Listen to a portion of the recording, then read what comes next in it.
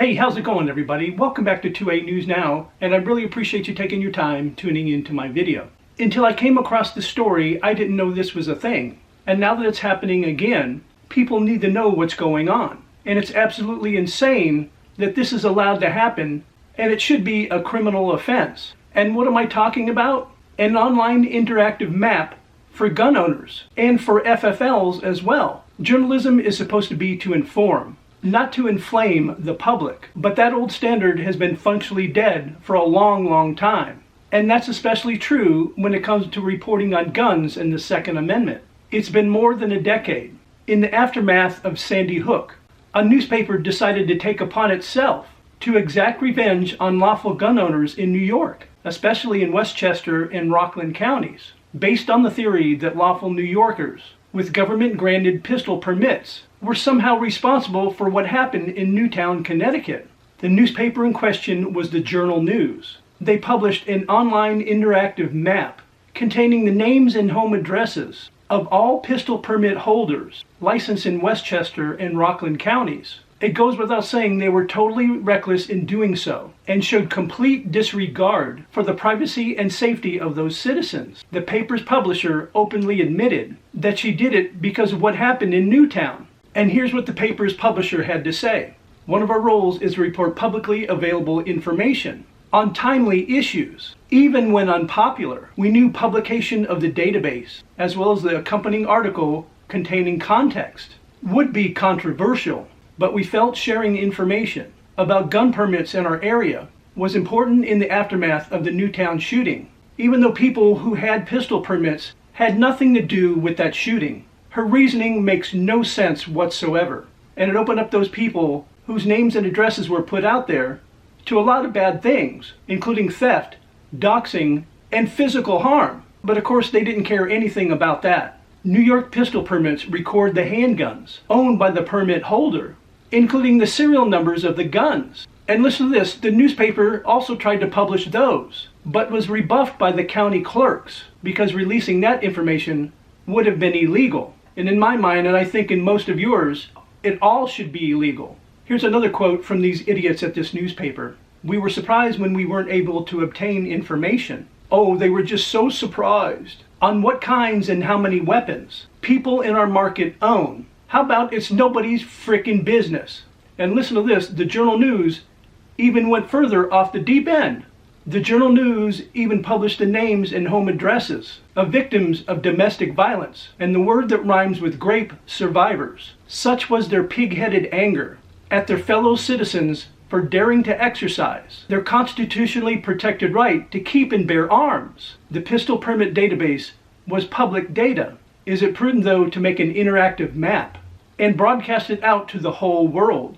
The Federal Election Commission's individual contributor data is also public, but is it ethical to create an interactive map using Trump donors' home addresses, as happened during the 2020 election cycle? Ideological warriors don't care about ethics, and that's especially true of gun controllers, as if you would think past public outrage would teach them to pause and introspect before acting. You would be wrong. Last week, Everytown essentially pulled the same stunt as the Journal News in a typical hyperbolic and deceptive report. Everytown research included an interactive map of all firearm federal licensees in the whole country. How reckless is that interactive map?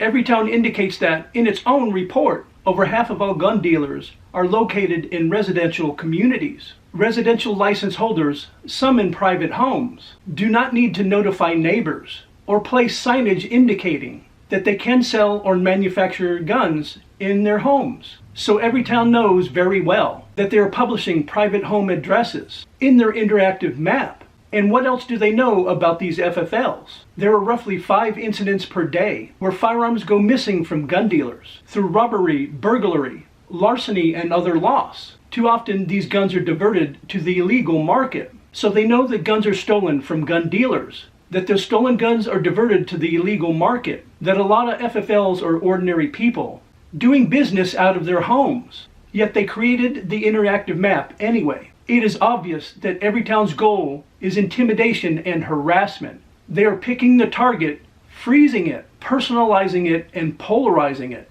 Everytown's behavior is directly comparable to that of the Journal News. The Journal News let their interactive map stay online for almost a month. As we all know, the internet is forever. That data was saved, replicated, and disseminated far and wide.